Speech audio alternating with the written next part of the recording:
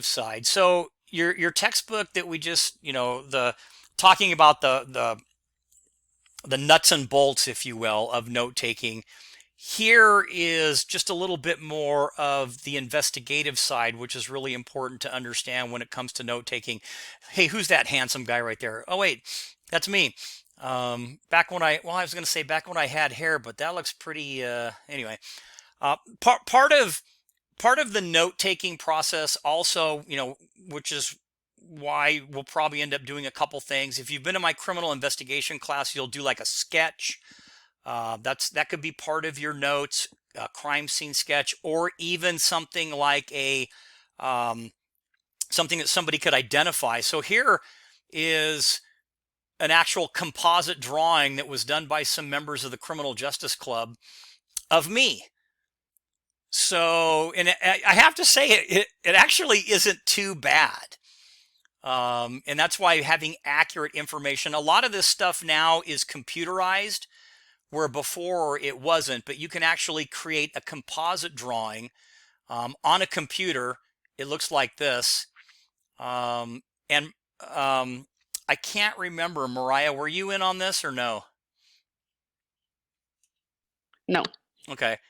But this was, so they actually did a composite drawing of me based on information and they put it together. And I have to say, as much as I don't want, they did okay. They kind of ripped me off a little bit on the hairline, maybe. But for the most part, they did all right. But part of your report or your notes or things like that could actually be putting together a composite sketch or doing a little sketch of the crime scene. So a couple of your discussions in the future will be actually doing a little sketch or a composite where I'm going to have you actually draw someone in your house. You can look right at them and draw them, and it's a little bit harder than it looks. But imagine this type of a crime scene if you're going to come out and take notes. So all these different crime scenes, they kind of vary. But just, understand the importance of this.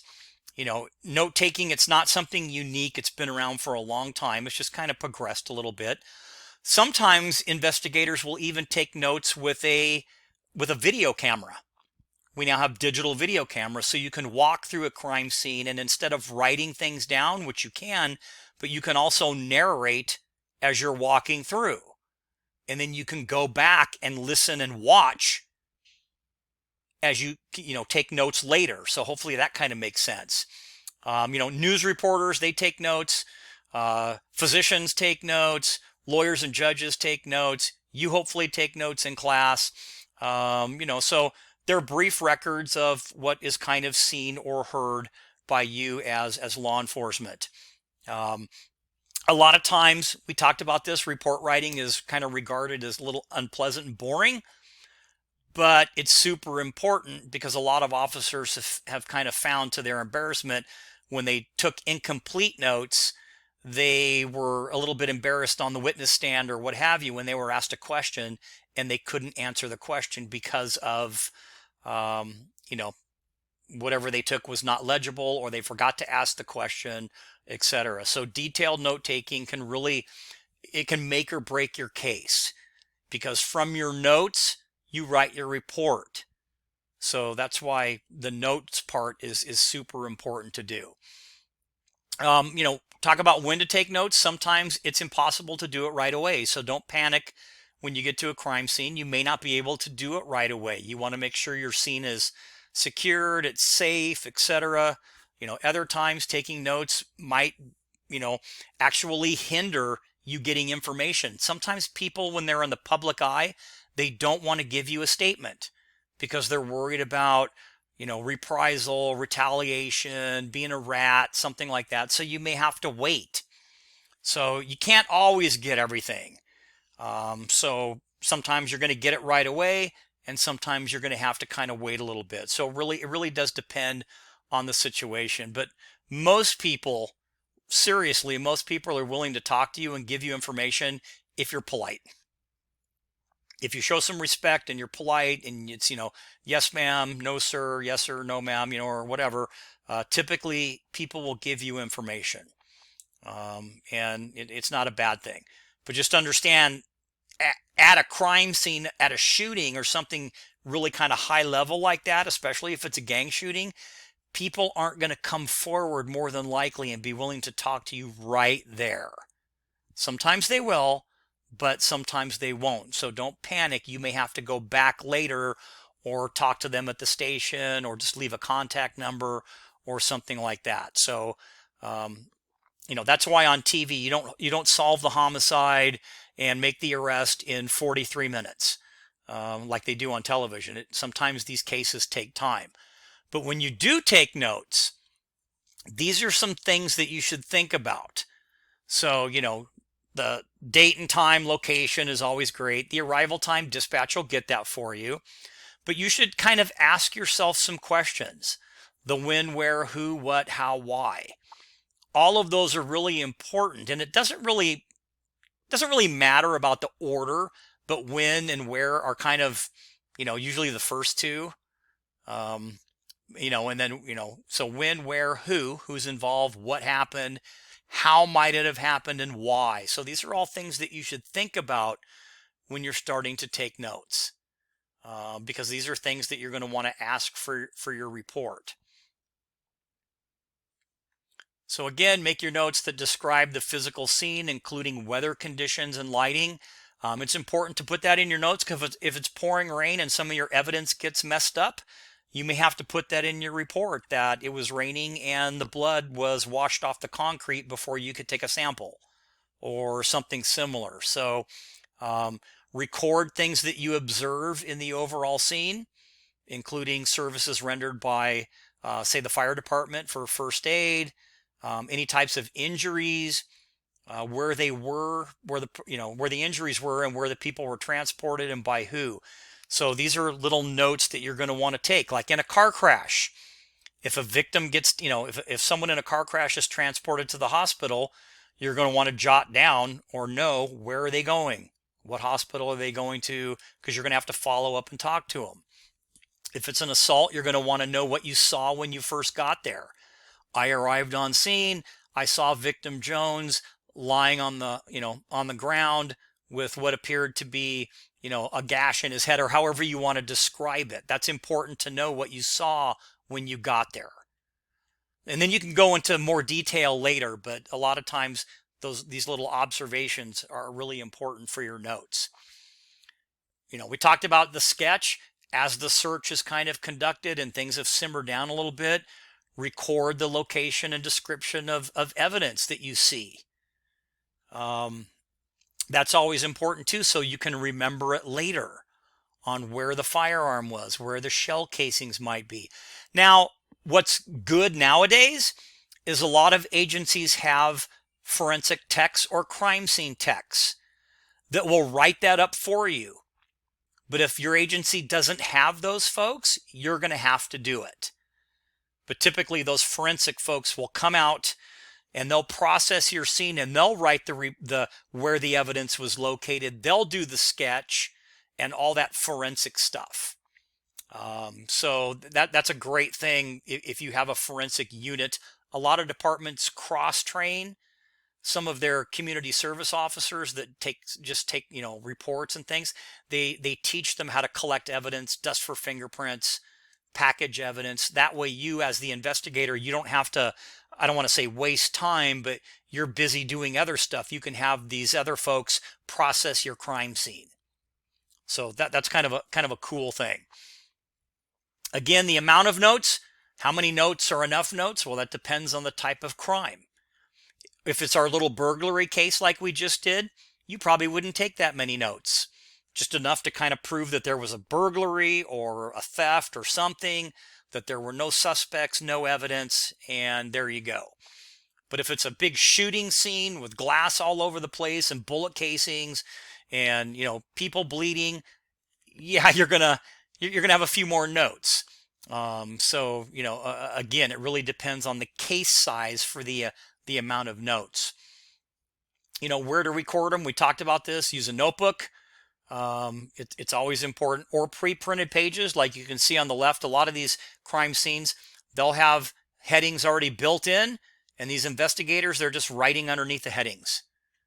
So some agencies have those. Some you use a little notebook.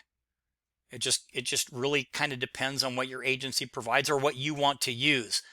Like, don't use single sheets of paper, scraps of paper, napkins, or envelopes, etc. And everybody pretty much knows why, because they can get lost, thrown in the trash, and it's super unprofessional. What if you wrote down the statement, like a dying declaration where somebody gave this last breath statement, and you wrote it on a dirty napkin that you wiped your mouth on? And you're going to bring that to court?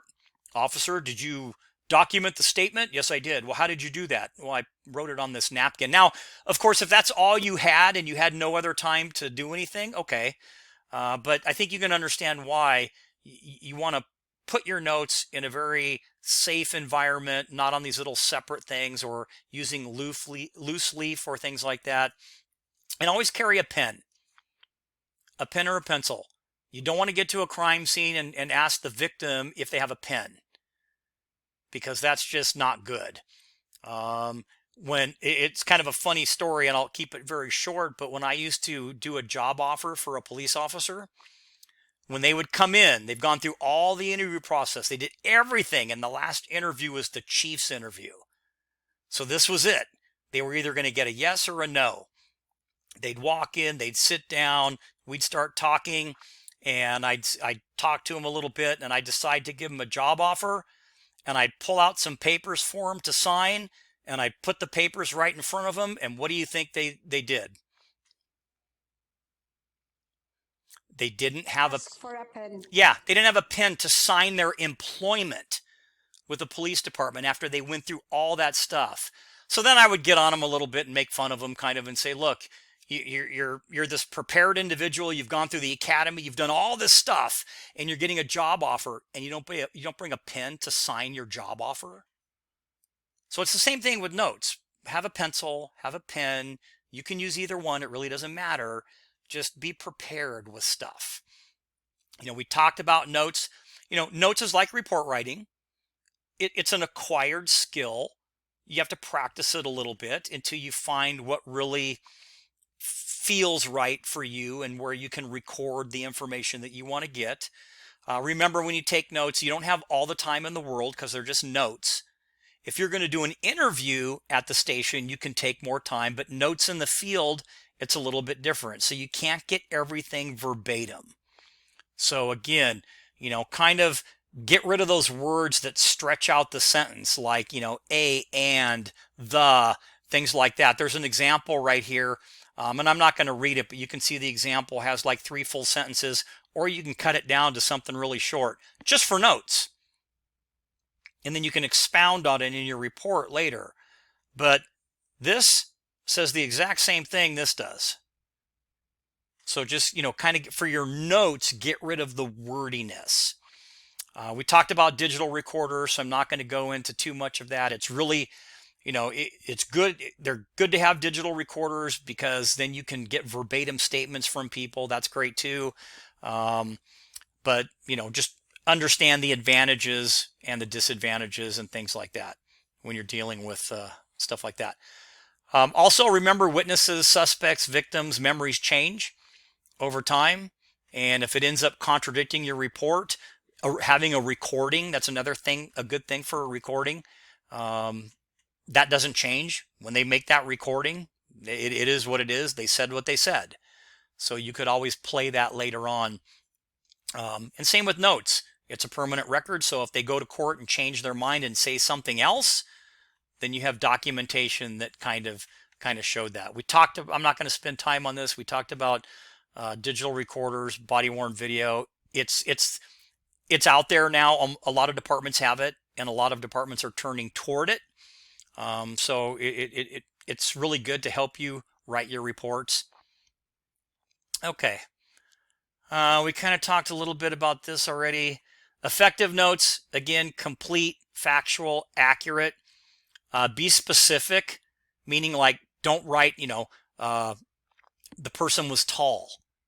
That's too generic. You want to, even if you have to estimate, use a height or a speed or a distance. Don't just say, the vehicle appeared to be traveling fast, because what happened when you go to court, what's the defense attorney going to ask you? Well, how fast do you think it was? So be specific with certain things. And again, accurate spelling of names, measurements, and things like that. Be legible. We talked about that. Well organized. Be very distinct when you take notes or in your report. So the example I have, when the victim saw the suspect, he pulled the gun. You and I know that, well, who pulled it? He could be anybody. So, was it the victim or the suspect? So again, this is why you want to be a little bit factual. So you could put, V1 pulled the gun or whatever, because if you have the person's name, but you want to make sure that that you know who it was. So don't just put he or she, because that really isn't specific enough. Again, some officers destroy notes after they've written their reports, contending that they duplicate what's in the report. But sometimes the notes are necessary. But some departments have a policy. So it's department to department on whether you keep your notes or you're allowed to get rid of them. So let's see. We kind of talked about that. We talked about the different types of systems. Some of the legal applications for admissibility for notes, they help you discredit a suspect's defense or testimony. They can help you support evidence or testimony already given. They help strengthen your testimony. And so there are, notes really are important. I'm not going to spend a lot of time on photography because that's more of the forensic side, but part of the whole crime scene thing, and I'll just kind of go through some of this, is that crime scene photos are important too. So just like a little sketch is important and, notes are important, you're going to have somebody that's going to take pictures. So, this kind of just shows, these are like the crime scene unit vehicles that I was talking about. A lot of organizations, they have people that come out and they'll do the measurements, they'll pick up the evidence, they'll book the evidence, they'll take photographs, they'll do all that stuff for you. And so all you would have to say is, refer to crime scene tech, Mariah Beatles report. And that report would be attached to your report to go to the DA's office. So it's actually pretty cool. And this is another kind of branch of law enforcement. If you don't want to get into the policing side, pushing a black and white police car and responding to calls and stuff like that, you could always work in forensics. You're still going to write reports. You're still going to take notes. You'll have to be very accurate when you do this because these folks are extremely accurate with what they do. But that's another avenue for you to pursue if that's something that kind of interests you. So I'm not going to go through all the different types of equipment. Remember, we have, videotape. So not only do we have photographs, we have videotapes where you can walk through a crime scene and you can narrate it while you're walking through, and you can talk about it, you can photograph it as you're going through. And that's great because then you can always replay it back at the station and you could take notes off the videotape. So that's kind of a really cool thing too. And photos, again, important. I threw this in there just to kind of show you the importance of background and photographs and things like that. When you do take pictures, you don't want to have stuff like this, because that's just, come on. And then, depending upon your department policy, we used to cover bodies a long time ago, but we don't anymore. And without going into great detail, the reason is for transfer of, fibers and things like that. A lot of times now you'll see departments have they're like little portable barriers. And they'll put that around the body, so it's kind of like a barrier, not like this, but it's it's got a couple poles and some cloth between it, and that blocks the view, so you're not touching the body with anything else. So that's kind of what we've moved into now, instead of having stuff like that. Just a couple pictures of different crime scenes. So when you think about note taking, these are some things. Different types of photography. I talked a little bit about, sketches and things like that. This is a little later, but you might take some notes on different types of mug shots or different evidence that you might, locate at the scene. So I'm not going to go through a lot of the photograph stuff. And then finally, sketches. There are, sketches that we do by hand, but we also have the ability to do really cool things like this on a computer. So these are CAD sketches, and they're not. This one says 2D and 3D. They actually have 4D now, and you can build the sketch, and you can get a ground level view, an upper view. You can add stuff in, and you can actually animate this. So if you had to show the path that a suspect walked in, the trajectory of a bullet, you could actually show that. So it's gotten very, very high tech, and typically your crime scene techs will do this for you. So this is just another thing that's out there, and I think I have a couple. So this is like your rough sketch that you would do at the scene. That's actually not a bad one. Or they might look like this. This is a rough one at the scene. This is one that somebody did with a ruler, which is a little bit nicer. But might go along with your notes. This is another sample kind of rough sketch. So, and then they have the computerized drawings that I was talking about that are actually cool, where you can show the trajectory of bullets. So again, these are all the things that are out there, but if you're into forensics, they can even do crash diagrams, and they can animate the way the vehicles move. So pretty cool stuff. But that kind of wraps up our